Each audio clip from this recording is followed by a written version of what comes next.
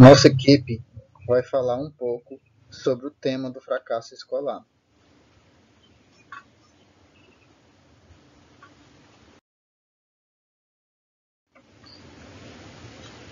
Antes de entrar no assunto, é preciso refletir sobre essas questões.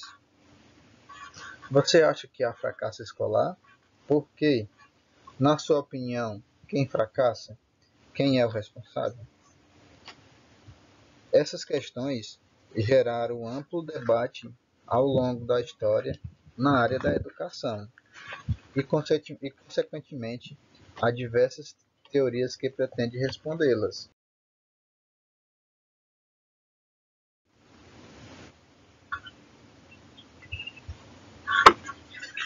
O conceito de fracasso escolar é algo mutável e está profundamente conectado com os conhecimentos demandados pela sociedade em um período histórico. O conceito de fracasso escolar está relacionado ao meio histórico, social e político do aluno, ou seja, uma criança que fracassa é aquela que não alcança o que a escola espera para elas naquela idade e em um determinado período histórico. E os objetivos da escola está ligado a esse período.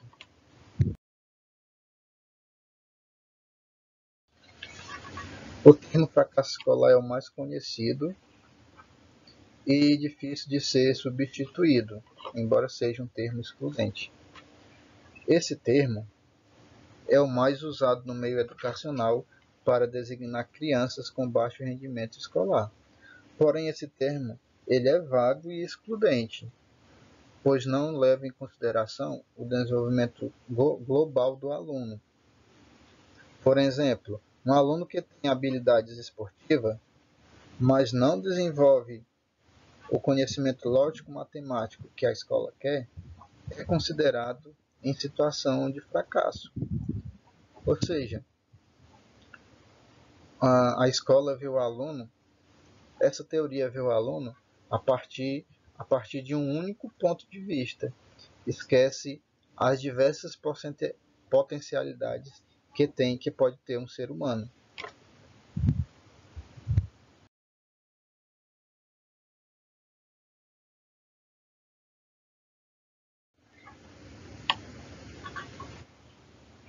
A criação de rótulos afeta a autoestima do aluno. Quando se rotula um aluno, ele pode passar a se identificar a partir desse rótulo, e isso afetará sua autoestima e, com isso, a crença em suas potencialidades. E esse o conceito de fracasso escolar, de fracassado, ele é um termo muito forte e muito destruidor, porque a criança vai passar a se identificar com ele, com esse termo, e isso afetará a sua autoestima, ou seja, afetará o seu desenvolvimento na escola. Visões sobre o fracasso escolar. Ao longo do século XX, vemos a partir dos anos de 1920 e 1930 uma perspectiva de análise patológica que culpava a criança por sua suposta falta de aptidão ou prontidão necessária à aprendizagem. Entre os anos de 1960 e 1970, uma vasta produção científica no campo da psicologia migra o foco para a questão da carência cultural ou privação cultural. As ideias a respeito da dificuldade de aprendizagem escolar, que se manifesta na maioria das vezes nos alunos das camadas mais pobres da sociedade, ganharam força a partir de 1920 e 1930. Entre essas ideias que ganharam destaque está a teoria da deficiência cultural, ou teoria da carência cultural, ou teoria do déficit cultural. Segundo essas ideias, o culpado pelo fracasso escolar seria o aluno, porque ele vive em um ambiente de cultura deficiente e carente. Isso seria determinante para o seu desempenho na sala de aula.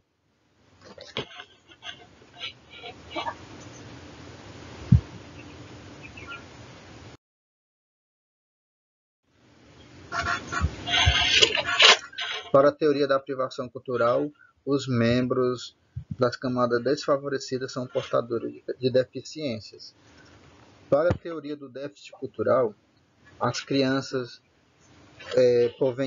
provenientes das classes populares sofrem de diversas deficiências. Deficiência na linguagem, deficiências motoras, deficiências afetivas, entre outras. Caberia ao psicólogo diagnosticar as supostas deficiências psicológicas da criança carente. O psicólogo seria o profissional responsável que iria diagnosticar essas deficiências a fim de suprir essa carência. Ou seja, seria introduzir uma suposta cultura superior, introduzir essa cultura, oferecer essa cultura a essas crianças carentes. Seria uma espécie de cura.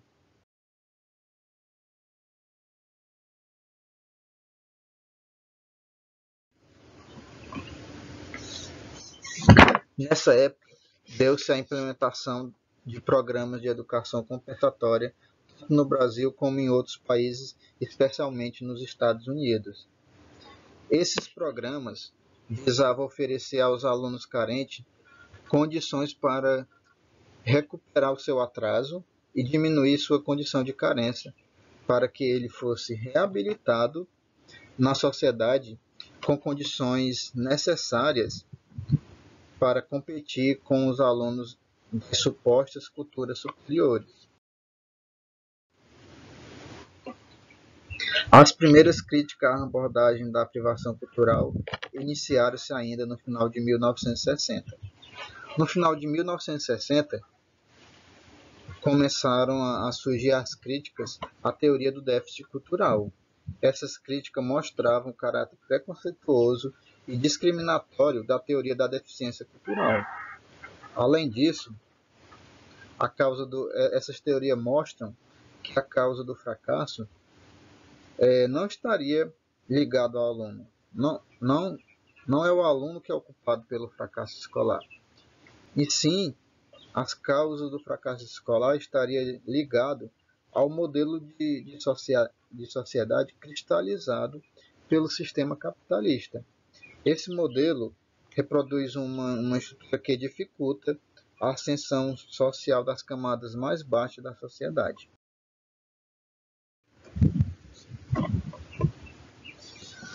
Nessa direção, a psicologia histórica e cultural de Vygotsky coloca o ser humano como um ser de permanente transformação e de múltiplas possibilidades. Vygotsky não postula que existe cultura superior ou inferior. Além disso, o ser humano aprende na interação com os outros. E o Vygotsky ele formulou um conceito chamado ZDP, Zona de Desenvolvimento Proximal, onde a criança aprende na interação com o outro. Portanto, não se justifica a teoria da deficiência cultural.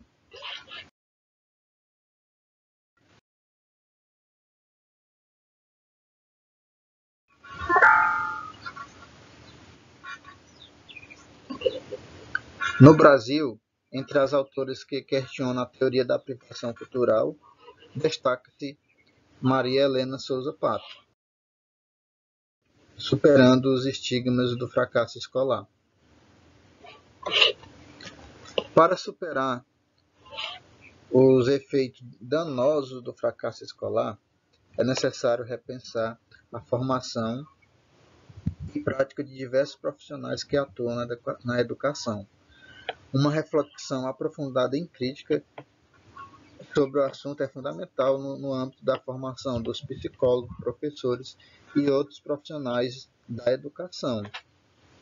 É fundamental também pensar em uma educação para além do capital, isto é preciso construir uma escola verdadeiramente transformadora.